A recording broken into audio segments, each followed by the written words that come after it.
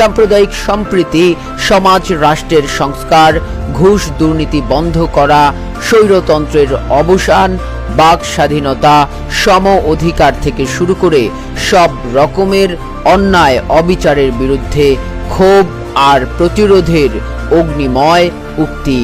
এসেছে বহু কালজয়ী গান ও কবিতার পংক্তি, আছে নতুন বাংলাদেশের স্বপ্নের কথাও।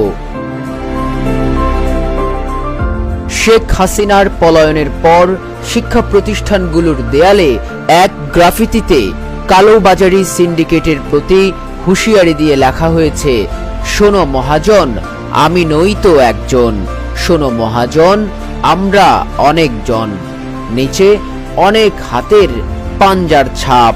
সাত মসজিদ রোডের শিক্ষা প্রতিষ্ঠানগুলোর দেয়ালে দেয়ালে গ্রাফিতি সহ লেখা, এসো এক